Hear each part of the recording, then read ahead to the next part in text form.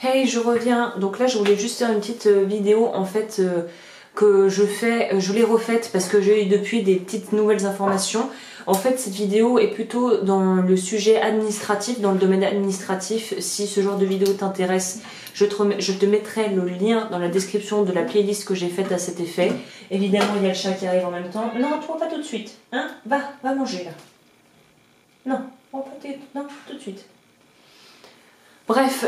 donc voilà, ce que je voulais dire c'est qu'en fait, si tu n'as pas rejoint le groupe Facebook, je te recommande de le faire, en tout cas si la bijouterie t'intéresse vraiment et que t'es motivé, parce qu'en fait c'est super, c'est un peu un petit groupe d'entraide qui s'est un petit peu monté, et les gens donnent des conseils aussi, posent des questions, et même moi j'apprends des trucs pour tout te dire. Et en fait ce qui s'est passé, c'est que là tu entends le chat qui mange ses croquettes, en fait j'ai une personne qui a voulu se lancer, donc qui veut se lancer en artisan, et qui s'est retrouvée confrontée à une énorme galère. Donc si je peux partager cette information pour pouvoir t'aiguiller ou peut-être te dire déjà un petit peu ce que l'administration te réserve, à quelle sauce tu vas être mangé.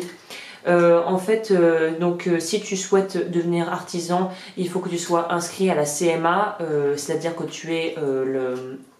que tu sois enregistré à la chambre de l'artisanat ou je sais pas quoi. Donc il faut que tu fasses ces démarches aussi, en parallèle de l'auto-entrepreneuriat et de cet organisme qui est un organisme différent du coup pour gérer ton business après sur le plan légal au niveau pour avoir un numéro de SIRET et tout ça. Bref, ce qu'il faut que tu fasses donc c'est que tu t'inscrives à la chambre des arts et métiers.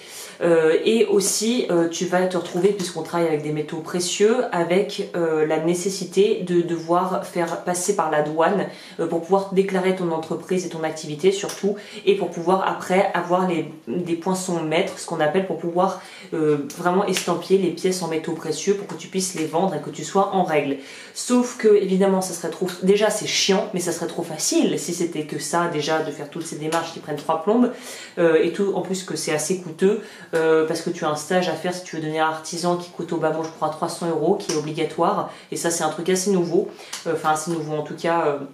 qui a été mis en place et qui est déjà un coût supplémentaire qu'il faut que tu saches si tu veux te lancer, qui est un coût à prévoir. Là où ça devient encore plus compliqué, c'est que la chambre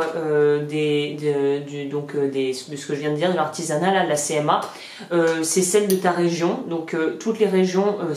divergent et sont différentes. Mais il faut savoir qu'en tout cas dans le sud de la France, celle des Bouches-du-Rhône est particulièrement chiante. Parce que la personne est dans les Bouches-du-Rhône, et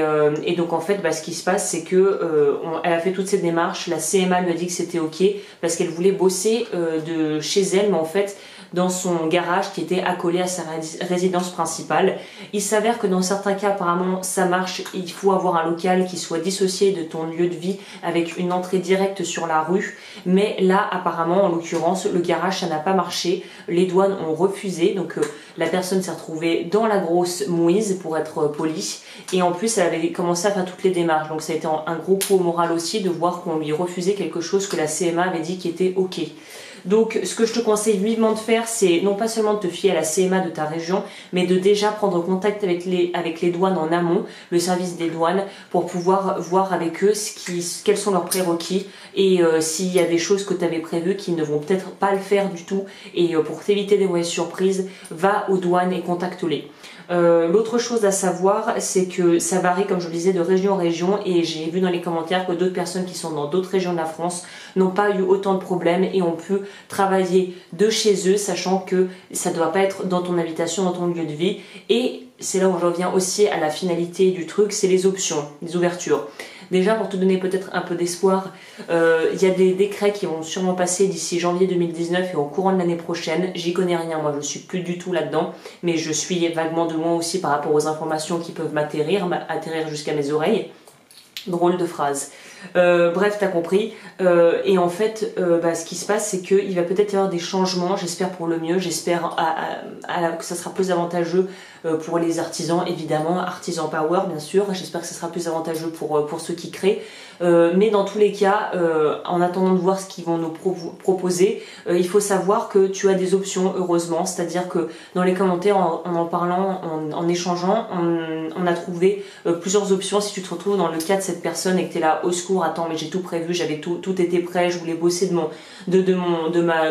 mon garage ou d'une petite cabane hutte dans le jardin ou je sais pas, un truc à coller à la maison, ce que tu peux faire s'il s'avère que ça passe pas,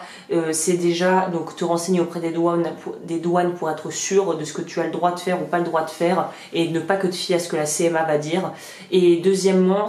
on est venu avec des options, soit trouver un atelier que tu peux louer en partage avec d'autres artisans, pas forcément des bijoutiers, mais qui te permettrait de pouvoir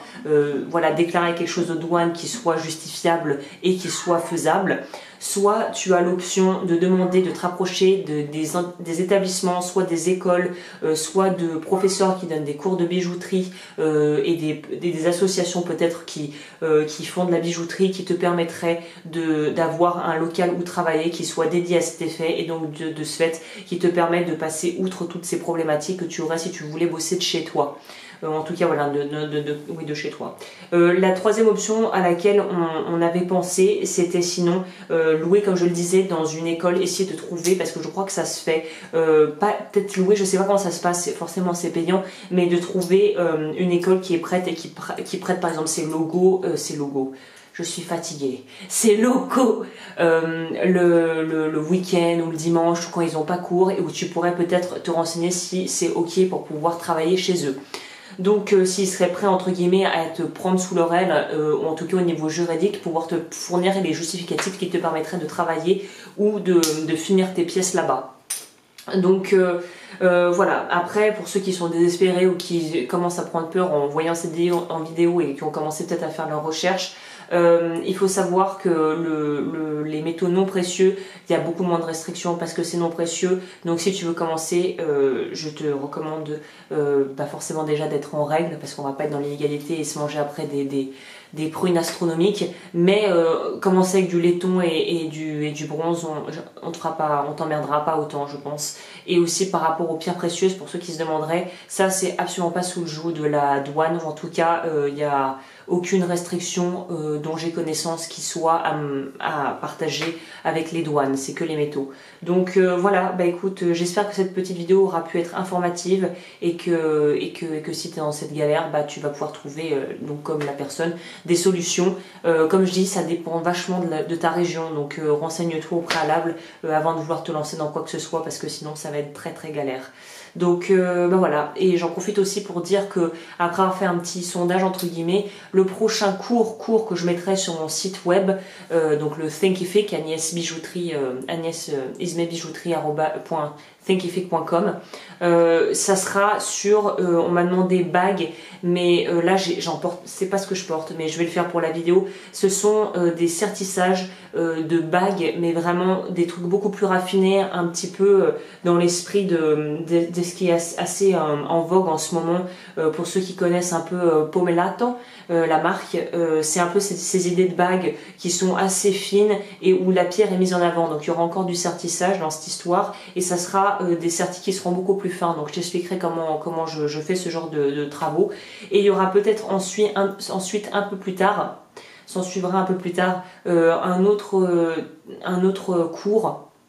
qui sera sur les différences de soudure, c'est-à-dire comment souder beaucoup d'éléments, pas vraiment du filigrammé, je sais plus comment on dit, du filigré, je sais plus comment on dit en français, mais bon, c'est ces ajouts, il y a beaucoup de bijoux Touareg, enfin les bijoux Touareg sont très connus pour ça notamment, c'est comment on fait les soudures, beaucoup d'éléments sur une pièce, donc ça j'y travaillerai plus tard, mais en tout cas voilà les deux cours qui arriveront, c'est